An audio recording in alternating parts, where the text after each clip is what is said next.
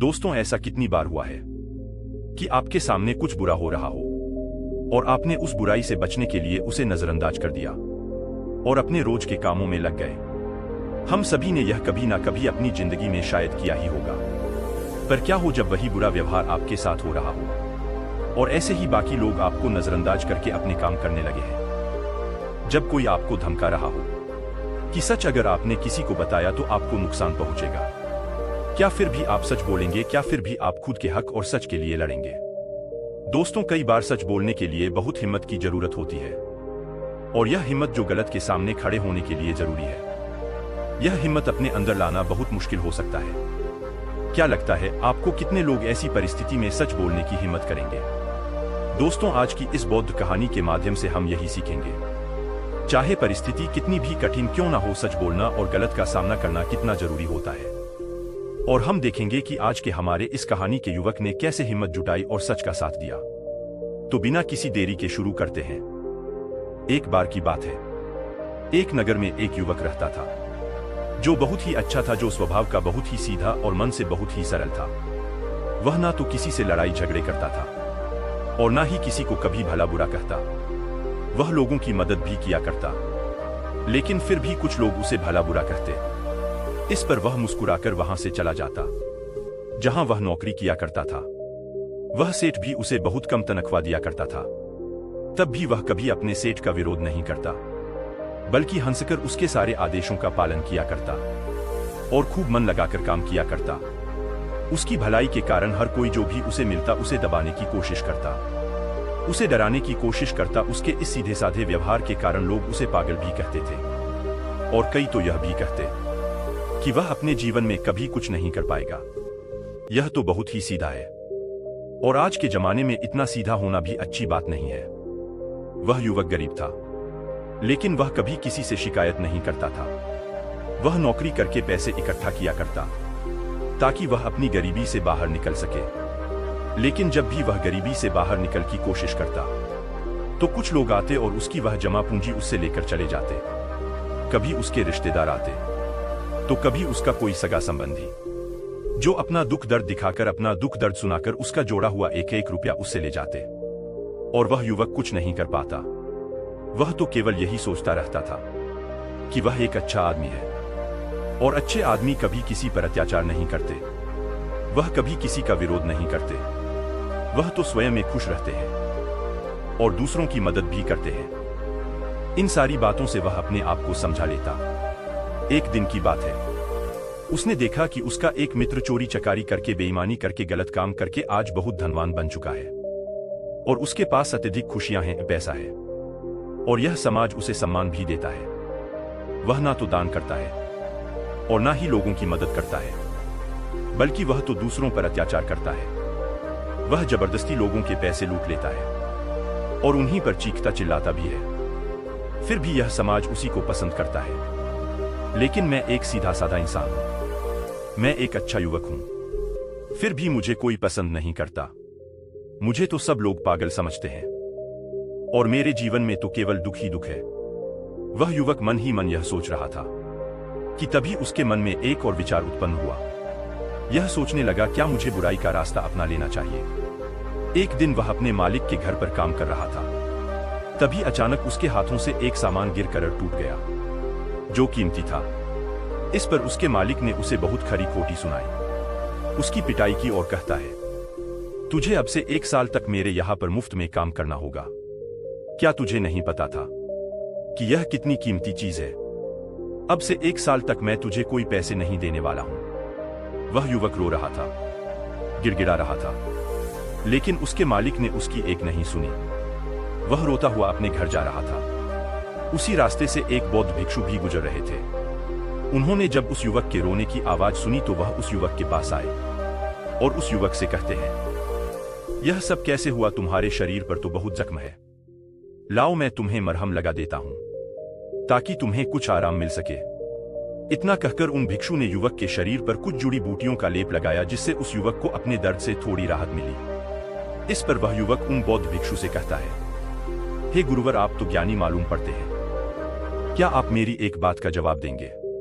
इस पर वह बौद्ध भिक्षु कहते हैं, पूछो। तभी वह युवक उन बौद्ध भिक्षु से कहता है, हे गुरुवर, अच्छे लोगों के साथ बुरा क्यों होता है? मैं बहुत सीधा साधा इंसान हूं। मैंने कभी किसी का बुरा नहीं किया, ना ही मैंने कभी किसी को अपशब्द कहे, बल्कि जो भी मेरे पास मदद मांगने आता है मैं उसकी मदद भी कर देता हूं। लेकिन अब तक मेरे साथ कभी कुछ अच्छा नहीं हुआ। मैं हमेशा दुख में जीता हूं, जबकि इस दुनिया में ऐसे बहुत सारे बुरे लोग हैं जो अपना जीवन सुखी सुखी जी रहे हैं, जबकि वह लोगों को लूटते हैं, लोगों के पैसे छीन लेते हैं, लोगों पर अत्याचार करते हैं। फिर भी समाज उन्हीं को पसंद करता है, उन्हीं का सम्मान करता है। आखिर ऐसा क्यों होता है? ऐसे में क्या हमें भी बुराई का रास्ता अपना लेना चाहिए? क्या हमें भी बुरा बन जाना चाहिए? उन भिक्षु ने उस युवक की सारी बातें ध्यानपूर्वक सुनी। उसके बाद वह उस युवक को जवाब देते हुए कहते हैं, भंते, जिसके कर्म बुरे हैं उसके कर्म का फल उसे अवश्य मिलेगा, और वह अवश्य रूप से बुरा ही होगा जिसके कर्म अच्छे हैं। उसे भी उसके अच्छे कर्मों का फल अवश्य मिलेगा, और वह आवश्यक रूप से अच्छा ही होगा। तभी वह युवक उन गुरुवर की बात काटते हुए कहता है, हे गुरुवर, क्या आप जो कह रहे हैं वह सच है क्या? मैं आप पर भरोसा कर सकता हूं, क्योंकि इस दुनिया में तो मुझे सब उल्टा ही नजर आता है। मुझे तो अच्छों के साथ बुरा और के साथ अच्छा ही होते हुए नजर आता है। इस पर बौद्ध भिक्षु उस युवक से कहते हैं, भंते, जैसा मैंने कहा वह बिल्कुल सत्य है, और आने वाले समय में यह तुम अच्छी तरह से जान भी जाओगे। इतना कहकर वह बौद्ध भिक्षु वहां से चले गए। वह युवक वहीं पर कुछ देर बैठा रहा और उन बौद्ध भिक्षु की बातों पर विचार करता रहा, और वह यह सोच रहा था, चलो मेरे पास धन दौलत ना सही, रुपया पैसा ना सही, समाज का मान सम्मान ना सही, पर मैं एक अच्छा इंसान तो हूं और मेरी अच्छाई का फल मुझे कभी ना कभी तो जरूर मिलेगा। इतना सोचकर वह वापस अपने घर लौट गया। कुछ दिनों बाद वह युवक जंगल के रास्ते से अपने मालिक के घर जा रहा था। तभी रास्ते में राजा के सैनिकों ने उसे घेर लिया, उसका चेहरे पर काला कपड़ा डाल दिया और उसके हाथ बांध दिए, और फिर उसे धक्के मार मार कर वह उसे ले जाने लगे। इस पर वह युवक जोर जोर से चिल्लाता रहा और उन सैनिकों से पूछता रहा, मुझे कहां ले जा रहे हो और मेरा क्या कसूर है? वह बार बार एक ही बात दोहरा रहा था, लेकिन सैनिकों ने उसकी किसी भी बात का कोई जवाब नहीं दिया। वह बस उसे मारते पिटते ले जाने लगे। काफी देर तक जब वह युवक एक ही सवाल करता रहा, तभी एक सैनिक उसकी इस बात का जवाब देते हुए कहता है, अरे मूर्ख, तुझे नहीं पता तुझे राजा ने मृत्यु दंड दिया है और कहा है कि तुम्हें ऊंचे पहाड़ से ले जाकर नीचे फेंक दे। इसलिए हम तुम्हें एक ऊंचे पहाड़ की तरफ ले जा रहे हैं, जहां से तुम्हें नीचे फेंक दिया जाएगा। इतना कहकर वह सभी सैनिक हंसने लगे। तभी वह युवक एक बार फिर उन सैनिकों से कहता है, किंतु क्या है मेरा कसूर? एक बार मुझे राजा से मिलने दो। मैं भी तो जानना चाहता हूं कि आखिर मेरी गलती क्या है जिसके लिए मुझे यह सजा दी गई है। मैंने तो कुछ भी नहीं किया। तभी वह सैनिक हंसते हुए उस युवक से कहता है, हम सभी जानते हैं कि तुमने कुछ भी नहीं किया, और तुम्हारी अंतिम इच्छा जानकर मैं तुम्हें सब कुछ सच सच बताता हूं। तो ध्यान से सुनो। दरअसल बात यह है कि राजा ने आज सुबह ही चोर को मृत्यु दंड दिया था और हमें उसे पहाड़ी से ले जाकर नीचे फेंकना था। लेकिन वह चोर बहुत चालाक था। उस चोर ने हमसे कहा कि अगर हम उसे छोड़ देंगे तो वह हम सभी को 1000 सोने के सिक्के देगा। इसलिए हमने उसे छोड़ दिया, लेकिन हमें अपना कर्तव्य भी तो पूरा करना है। राजा के आदेश को तो हमें पूरा करना ही होगा। इसलिए हमें किसी ना किसी को तो वहां से फेंकना ही होगा, ताकि राजा तक यह समाचार पहुंच सके कि चोर को मृत्यु दंड दिया जा चुका है। इसीलिए हमने तुम्हें पकड़ लिया, और भला तुमसे अच्छा हमें मिल भी कौन सकता है? तुम्हारा ना तो कोई आगे है ना कोई पीछे जो तुम्हारे बारे में पूछताछ कर सके, और हमें कोई पकड़ भी नहीं पाएगा, और राजा को भी यह बात कभी नहीं पता चलेगी कि आखिर वह चोर कहां गया। इसलिए ईश्वर का नाम लो और शांति से मृत्यु को प्राप्त हो जाओ। कि यह बात सुनकर वह युवक हैरान रह गया। वह सभी सैनिकों के सामने रोने लगा, हाथ जोड़कर उससे विनती तक की। रोया चिल्लाया, लेकिन किसी भी सैनिक ने उसकी एक नहीं सुनी, और वह उसे जबरदस्ती घसीटते हुए पहाड़ की चोटी पर ले जाने लगे। वह चिल्लाता रहा कि मुझे छोड़ दो, मुझे जाने दो। मैंने कुछ नहीं किया, लेकिन उसकी बातों का किसी पर भी कोई फर्क नहीं पड़ा।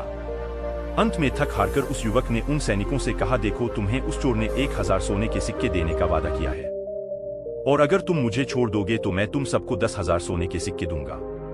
इस पर एक सैनिक जवाब देते हुए कहता है, अच्छा, तो अब तुम मुझे पागल बनाने की कोशिश कर रहे हो।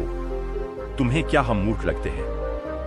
तुम एक मामूली से अधिकारी हो और तुम्हारे पास इतना सारा धन कहां से आएगा? इस पर वह युवक उन सैनिकों से कहता है कि तुम मेरे साथ चलो, मैं तुम्हें दिखाता हूं। मेरे पास बहुत धन है और यदि मेरे पास धन न मिले तो तुम मुझे एक बार फिर से यहां ला सकते हो, नहीं तो तुम चाहो तो मुझे वहीं मार सकते हो। तुम्हारे पास तो हथियार भी है और मैं बिना किसी हथियार के तुम सभी का क्या बिगाड़ पाऊंगा? उस युवक की यह बात सुनकर वे सभी सैनिक एक बार के लिए सोच में पड़ गए। उन सभी ने आपस में मिलकर विचार किया और युवक से कहा, ठीक है, हम तुम्हारी बात मान लेते हैं, लेकिन मेरी एक बात याद रखना, यदि हमें धन न मिला तो हम तुम्हें वहीं पर मार देंगे। चलो हमें दिखाओ वह धन कहां पर है। इस पर वह युवक कहता है, उससे पहले मेरी आंखों से यह काला कपड़ा तो हटाओ, इसके बिना मैं आपको रास्ता कैसे दिखा पाऊंगा? उन सैनिकों ने उस युवक की बात मान ली और उस युवक के सर पर से वह काला कपड़ा हटा दिया गया। उसके बाद वह युवक उन सभी को एक गुफा में ले जाता है। वह युवक उस गुफा से भली भांति परिचित था।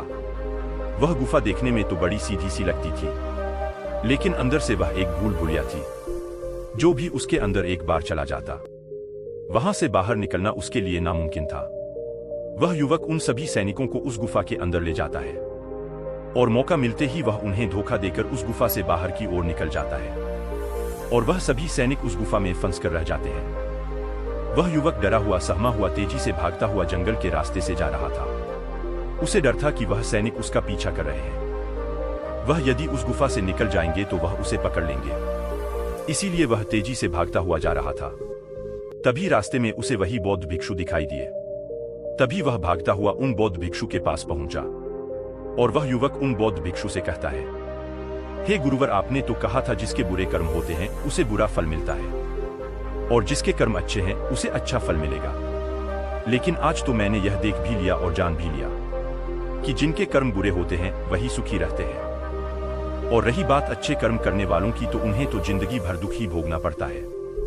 इसके बाद उस युवक ने अपने ऊपर बीती हुई सारी घटना उन बौद्ध भिक्षु को सुनाई और फिर उन बौद्ध भिक्षु से पूछता है, अब बताइए, मैंने ऐसा कौन सा बुरा कर्म किया जिस कारण आज मुझे मौत की सजा मिल रही थी, और वह भी ऐसा कर्म जो मैंने किया ही नहीं। इस पर वह बौद्ध भिक्षु मुस्कुराते हुए उस युवक से कहते हैं, भंते, तुम्हारे कर्म बुरे ही तो हैं, तभी तो तुम्हें यह सब सहना पड़ रहा है। यह सुन वह युवक थोड़ा सा आश्चर्यचकित हुआ और उन बौद्ध भिक्षु से कहता है, हे गुरुवर, आप यह क्या कह रहे हैं? मैंने कभी किसी का बुरा नहीं किया।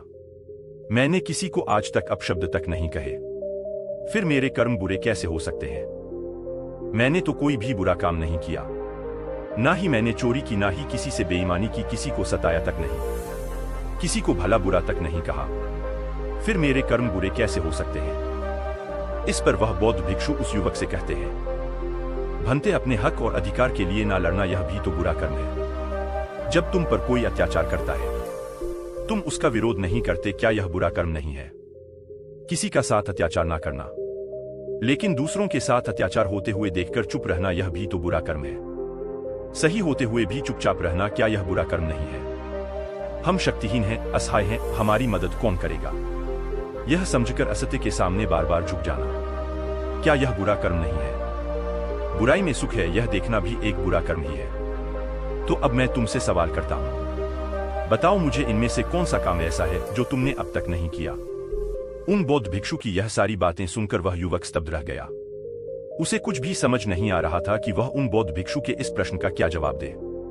काफी देर सोच विचार करने के बाद वह उन बौद्ध भिक्षु से कहता है, हे गुरुवर, आप सत्य कहते हैं, यह सारे कर्म मैंने किए हैं और आप सही हैं, यह सारे बुरे कर्म मेरे द्वारा ही किए गए हैं और मैं अपने आप को हमेशा एक अच्छा इंसान मानता था।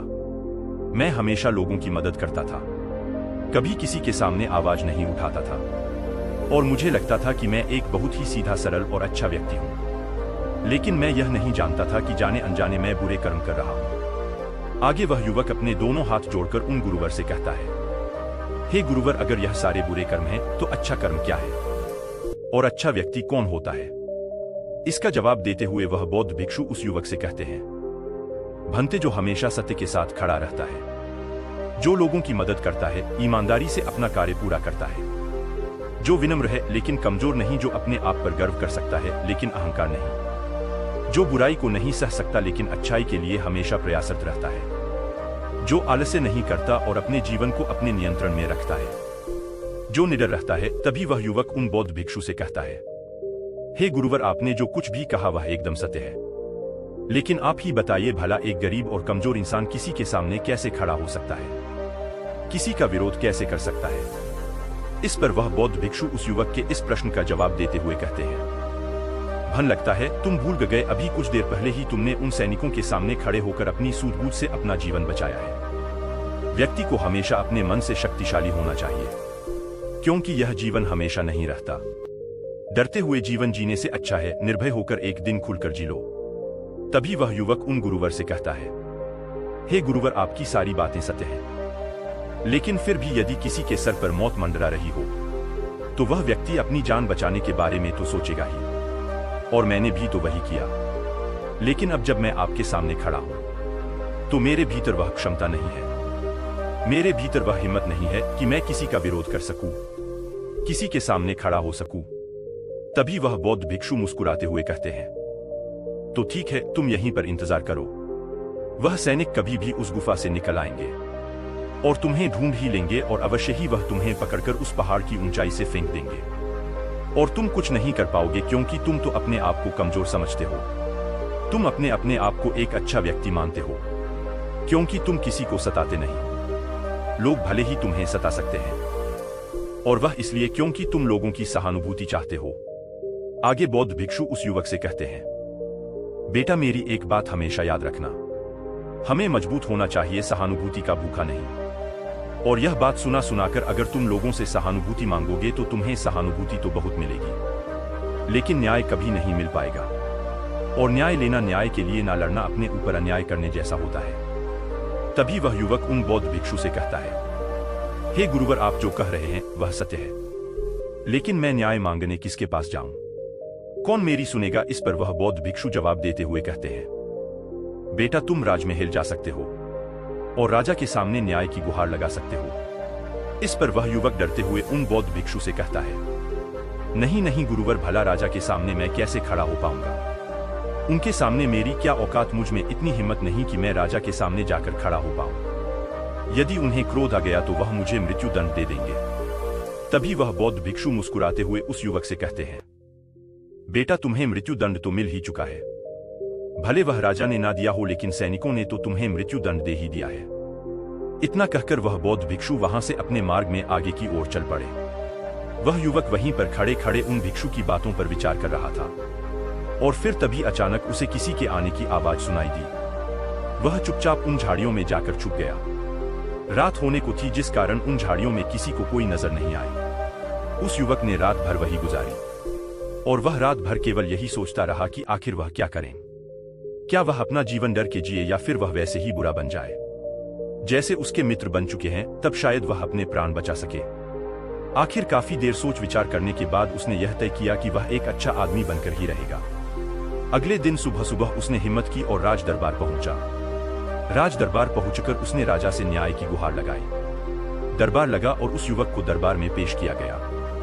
राजा ने उस युवक से पूछा, कहो क्या तकलीफ है, किसने तुम पर अत्याचार किया?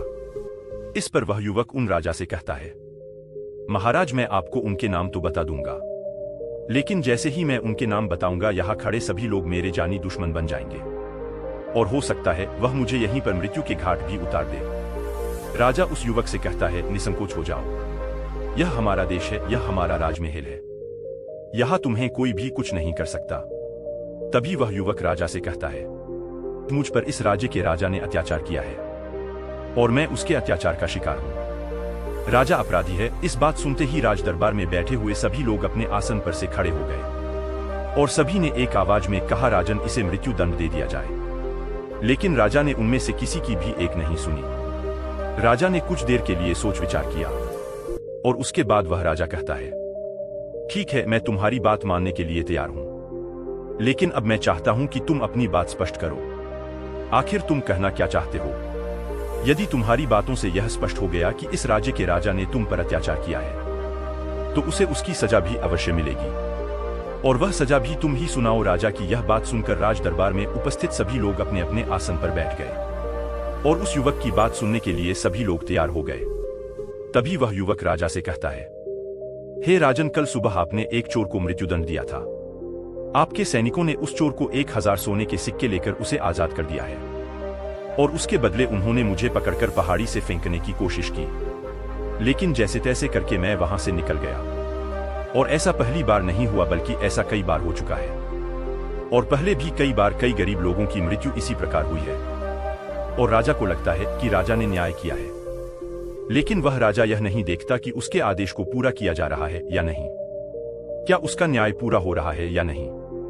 राजा का किया हुआ न्याय किसी के लिए अन्याय बन रहा है। किसी गरीब के घर का दीपक बुझा दिया जाता है और राजा को इसकी भनक तक नहीं। राजा तो केवल अपने जीवन में मस्त है, उसे अपने महल से बाहर निकलने का समय तक नहीं है। वह बाहर निकलकर आम लोगों से मिलता तक नहीं है, उनकी समस्याओं के बारे में सुनता तक नहीं है। वह तो केवल अपने मंत्रियों और अपने अधिकारियों पर निर्भर रहता है। हे राजन, मेरा राजा तो मुझसे कभी मिला तक नहीं, तो मुझसे बहुत दूर है और मेरी आवाज भी उस तक कभी नहीं पहुंचती। अगर मैं बाहर खड़े उन पहरेदार को कुछ रुपए पैसे देकर अंदर न आता। उस आदमी की यह बात सुनकर राज दरबार में उपस्थित सभी लोग आश्चर्यचकित रह गए। राजा भी यह बात सुनकर बड़ा अचंभित था। तभी राजा ने मंत्री को आदेश दिया और कहा कि सत्य का पता लगाया जाए। मंत्री ने तुरंत ही राजा के आदेश का पालन किया और गुप्तचरों से पता किया कि आखिर यह जो युवक कह रहा है उसमें कितनी सच्चाई है। कुछ घंटों के बाद मंत्री को यह बात पता चल गई कि जो युवक कह रहा है वह बिल्कुल सत्य है और उसने यह बात आकर राजा को बताई।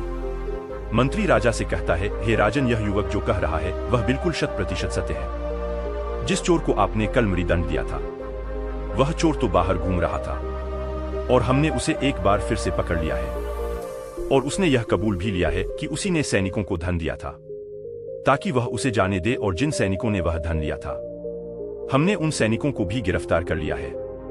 तभी राजा मंत्री से कहता है, उन सभी अपराधियों को राज दरबार में पेश किया जाए। राजा के आदेश पर उन सभी अपराधियों को राज दरबार में पेश किया जाता है। तभी वह राजा उस युवक से कहता है, हम तुम्हारे अपराधी हैं, कहो आखिर तुम हमें क्या दंड देना चाहते हो। तुम जो भी दंड हमें दोगे वह हमें खुशी खुशी स्वीकार है। इस पर वह युवक राजा से कहता है, हे राजन, आप इस राज्य के राजा हैं, दंड तो आप ही दे सकते हैं, हम तो केवल निवेदन कर सकते हैं। और मैं आज आपके पास यही निवेदन लेकर आया हूं कि आपको अपनी प्रजा का ख्याल रखना चाहिए, समय समय पर उनसे मिलते रहना चाहिए और आपसे हम जैसे गरीब लोग सीधे मिल सके, अपनी बातें कह सके, ऐसी व्यवस्था करनी चाहिए। इस पर राजा ने मंत्री को आदेश दिया और कहा, मंत्री जी, उन दरबारियों को भी पकड़कर लाया जाए जिन्होंने इस व्यक्ति से धन लेकर इसे अंदर आने की अनुमति दी। मंत्री ने राजा के आदेश का पालन किया और उन दरबारियों को भी दरबार में पेश किया गया।